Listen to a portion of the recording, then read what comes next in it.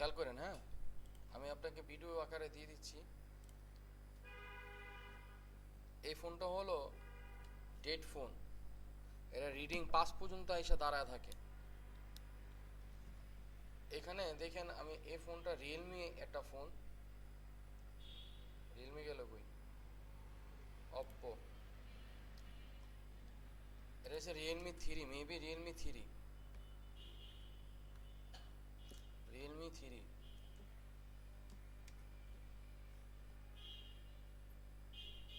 হ্যাঁ, এই ফোনটা আমি ফ্যাক্টরি রিসিভ দিব, দেখেন ও কি বলে।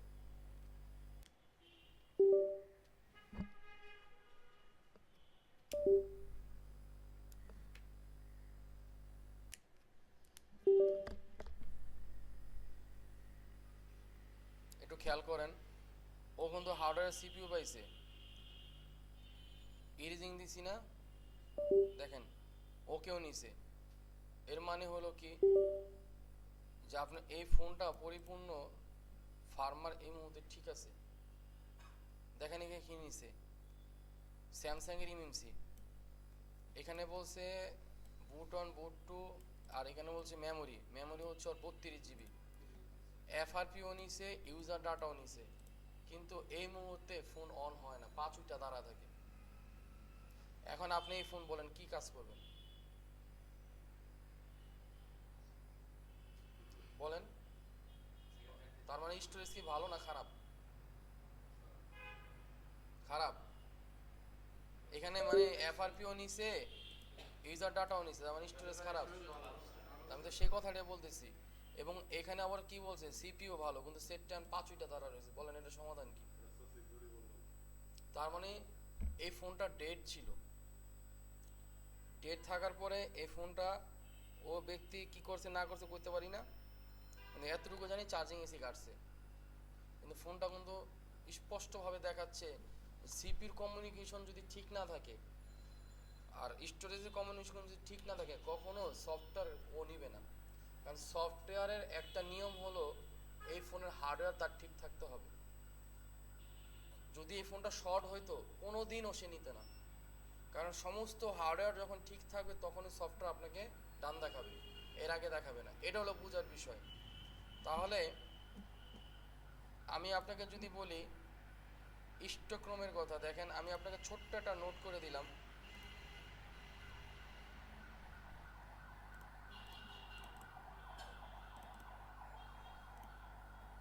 দেখেন 0 থেকে 10 মিলি এম্পিয়ার, এটা সবসময় আমরা ফাস্ট বুট হিসেবে বুঝি, ফাস্ট বুট হিসেবে আমরা চিনি। এরপরে হলো 10 থেকে নিয়ে 20, এখানে 1 2 কম হইতে পারে, এটাকে সেকেন্ড বুট হিসেবে আমরা চিনি। এবং 20 থেকে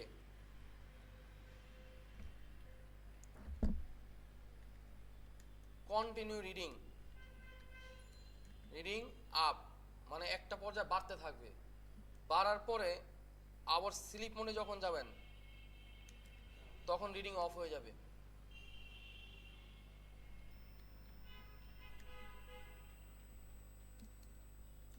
এখন আসেন, এই যে ফার্স্টে যেটা আমি লিখলাম, সেকেন্ডে যেটা লিখলাম, এর থেকে 1 2 কম বেশ হইতে পারে। এগুলো যদি ডাবল ডেকার হয়,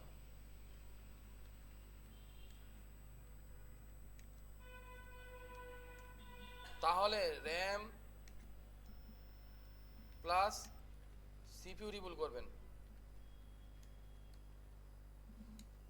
এই ফোনটা যদি আবার ডাবল ডেকার না হয় সিঙ্গেল হয়, সিঙ্গেল বলতে ধরেন আপনার কোয়ালকাম সিপিইউ অথবা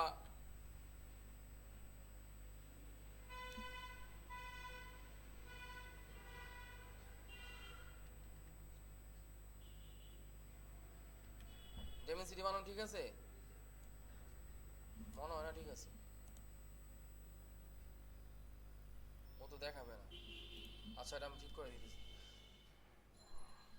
তার মানে হলো আপনি সিপিইউ রিবুল দিবেন, সিপিইউ রিভল। এরপরে যদি আপনি 100% রিভল করার পর যদি না হয়, সেখানে একটা জিনিস দাঁড়াইতে পারে, সেটা হলো র্যাম উইক থাকতে পারে। র্যাম উইক থাকতে পারে, র্যাম পরিবর্তন করবেন। এরপরে যদি না হয়, সেক্ষেত্রে ইউএফএস রিপ্রোগ্রামিং চেক করবেন। চেক, হ্যাঁ, যদি র্যাম উইক থাকে তো হয়ে যাবে, না হলে ইউএফএস চেক করবেন। এতে কি হবে, দুইটা জিনিস মনে রাখবেন। পোর্ট কোয়ালকম যেটা কিউসি যেটা, এটা 9008 চেক করবেন অটো আসে কিনা। যদি অটো আসে তাহলে এই অটোর কারণে সেট রান হচ্ছে না। সিপিইউ ইউএফএস লাগানোর পরে যদি অটো আসে তাহলে আপনি বুঝে নেবেন যে এই দুই জায়গার কমিউনিকেশন যে কোনো একটা ঘাটতি আছে। এটা সিপিইউ থেকে 99% হয়, একদম কনফার্ম দিলাম আপনাকে আমি। আর 1% হলো আপনার আইসি থেকে হয়। ধরেন ইএমএমসি হইতে পারে, ইউএফএস হইতে পারে, দুইটাই হইতে পারে। ইউএফএস হইতে পারে কারণ ডাবল ডেকারের ভিতরে ইএমএমসিও আছে স্যামসাং এর, এটা আপনি কনফার্ম থাকেন। আবার মিডিয়াটেকে অটো পোর্ট পাবে, স্টক পোর্ট, হ্যাঁ। এরপরে হলো এক্সিনোস, স্যামসাং, এটার ভিতরে বেশিরভাগ রিডিংই 14 থাকে, এরাও ডাবল ডেকার দিবেন। কিন্তু এটা পোর্ট পাবে কি জানেন, ইউএসবি আননন পাবে।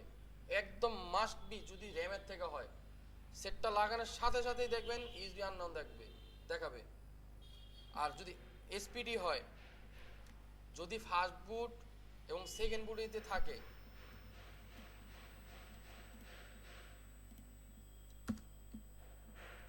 যদি ফার্স্ট বুট আর সেকেন্ড বুটে থাকে, এসপিডি চেপ হলে আপনি সরাসরি ইএমএমসি চেক দিবেন। এর একটা সুন্দর একটা বিস্তারিত সিস্টেম আছে, সেটা হলো একটু আগে যেভাবে আমরা মিডিয়াটেক গুলো পোর্ট দেখছি না, আপনি সিএমটি তে ঠিক একইভাবে ফরম্যাট দিয়ে দেখবেন ও ফরম্যাট নেয় কিনা। ও ফরম্যাট নেওয়ার সময় আপনাকে বলে দিবে যে ইএমএমসি খারাপ না ভালো। যদি কোনো রকম ফেল মারে 100% ইএমএমসি খারাপ।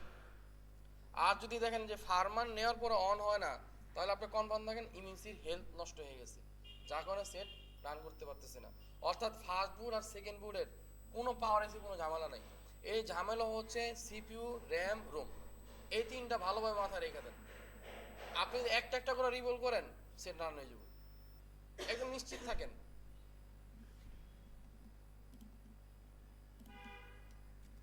বলেন আর কি।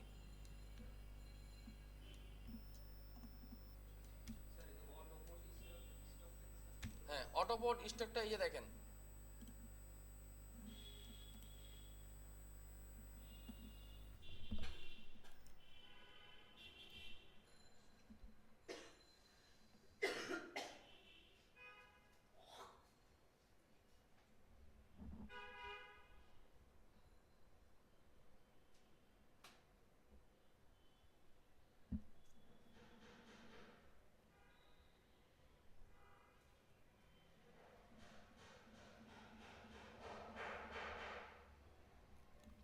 অটোপোর্ট স্টক হলো যে কোনো একটা ফোন ফ্লাশ করার জন্য তার একটা নিজস্ব একটা মোড নিতে হয়।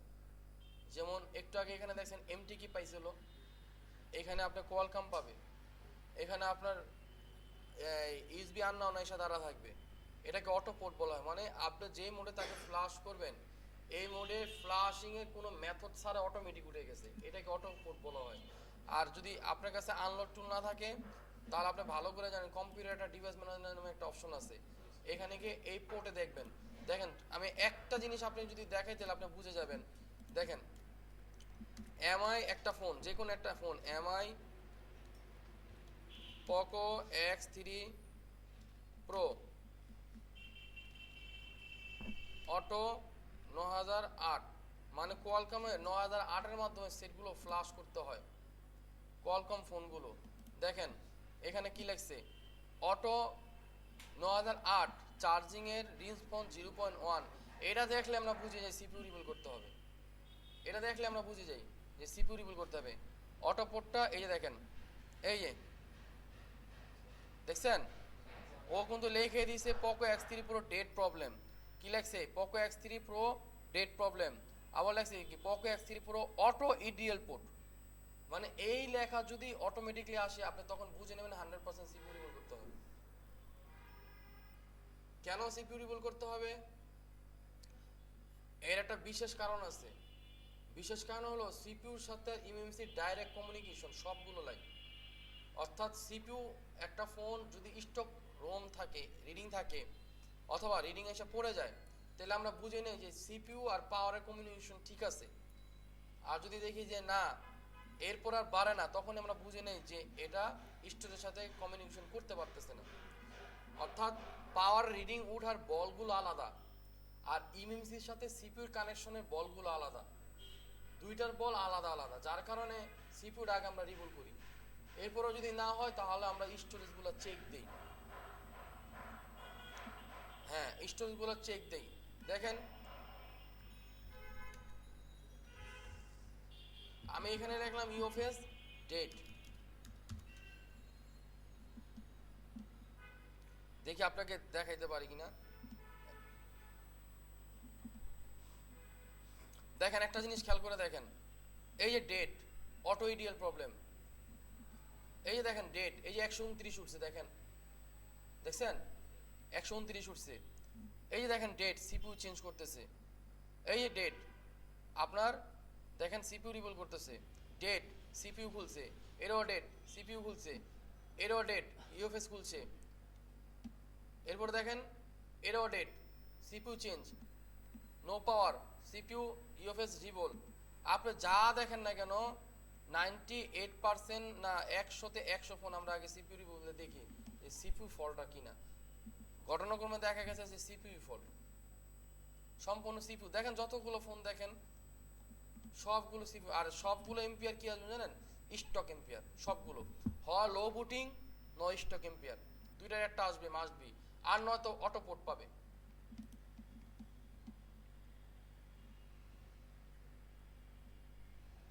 দেখেন ওই যে লো বুটিং, ওই যে দেখেন উপরেরটা ভোল্টেজ, নিচেরটা হচ্ছে এম্পিয়ার, তার নিচেরটা হচ্ছে ওয়াট।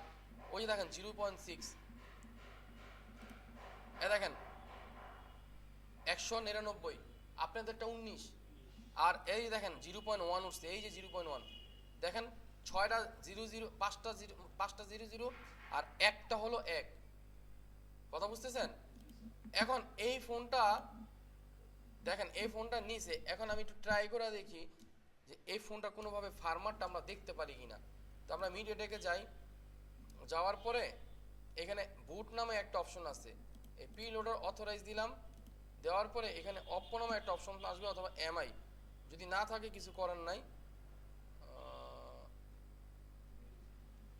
নাই, কিন্তু ওরা কাস্টম দিয়ে করা যাবে না, কারণ কাস্টম দিলে ও পাবে না। 6771 সিপিইউ এখানে নাই, 6771 এটা দিয়ে দেখি বুট করে কিনা।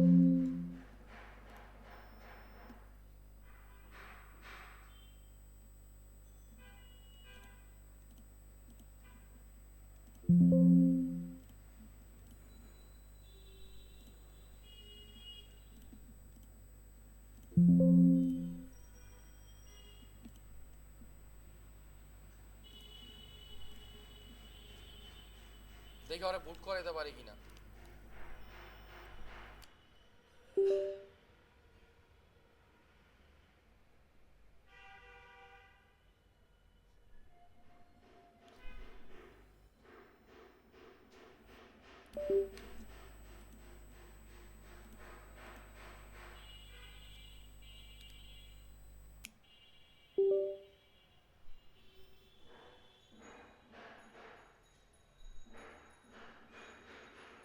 এটা বুট ফাইল না মিললে এটা বুট করবে না, কিন্তু ফ্যাক্টরি রিসিট তো হয়েছে, তখন ওটার সাথে বুট ফাইল অ্যাটাচ করা, কিন্তু এটার সাথে অ্যাটাচ করা নাই।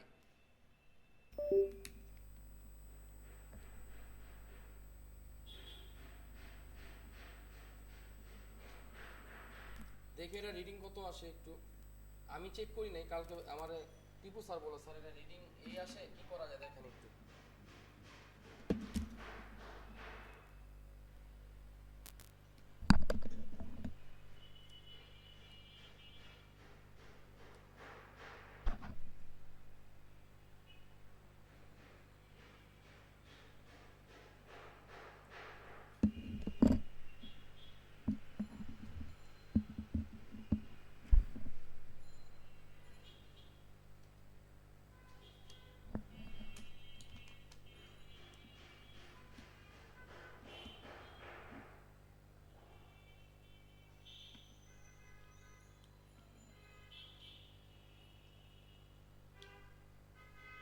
একজন মনে আসতে হবে পাওয়ার কিটা প্রেস করার জন্য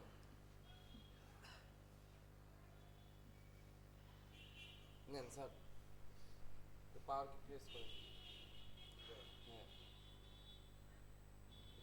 পাওয়ার কি প্রেস হয় শব্দ হয়েছে হ্যাঁ এভাবে দেন দেখেন কত হয়েছে পাঁচই ধরেন 50 ধরেন তাহলে 50 হলে আপনাদেরটা কত 5 মানে আপনাদেরটা 5 এখন আমরা একটা কাজ করতে পারি এই ফোনটা আগে ও আসলো আমার তো বিস্তারিত আগে জানতে হবে কিভাবে হয়েছে কারণ এখানে ও চার্জিং এসি চেঞ্জ করছে এখন চার্জিং এসি কি ও ভার্সন মিলায় চেঞ্জ করলো না অন্য ভার্সন চেঞ্জ করলো সেটাও বুঝতে হবে যেহেতু ও স্টোরেজ ভালো দেখাচ্ছে তারপর আমরা সিপিইউ রিবল দিতে পারবো কোনো সমস্যা নাই সেট যেহেতু ডেট দিছে সিপিইউ রিবল দেওয়া যাবে দেখেন কন্ডিশনটা কি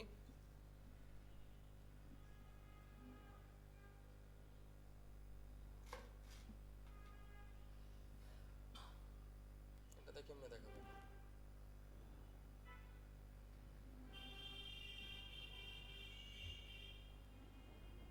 আচ্ছা বোর্ডটা আপনাদের কাছে দিলাম ধরেন একজন একজন করে কন্ডিশন দেন চার্জিং সেটটা আমি ফাঁকে একটু খাই